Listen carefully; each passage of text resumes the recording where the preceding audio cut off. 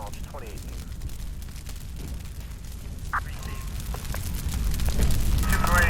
Is approaching. When I walk around on the landscape, I see fire in every piece of it.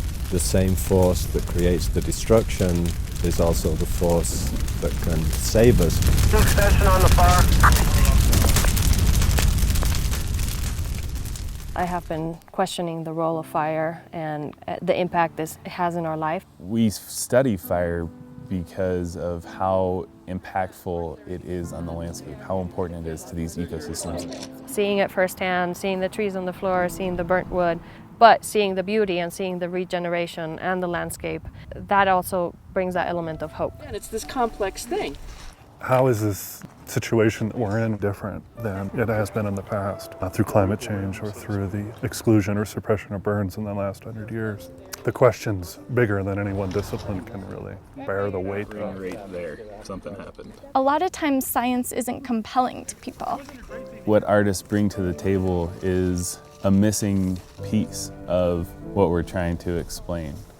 The artists are taking the factual information from the scientists and interpreting it in a way that a larger audience might be able to approach. Working with artists is a way to communicate with different parts of the community.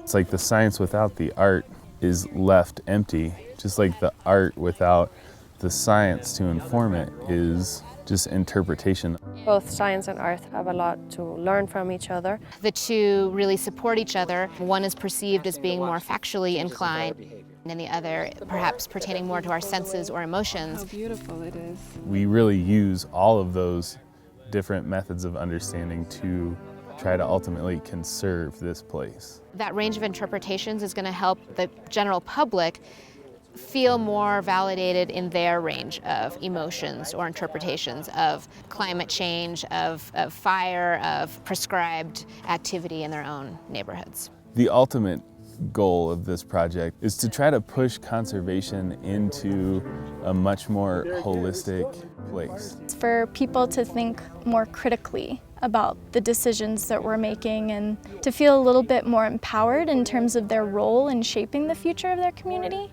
What is it that we have learned? How do we process it? And how that shapes the rest of our work, not just for the exhibition. What's the bigger picture? By infusing art into this conversation and into this process, it'll help us see those silver linings and those opportunities for us to create a really amazing future.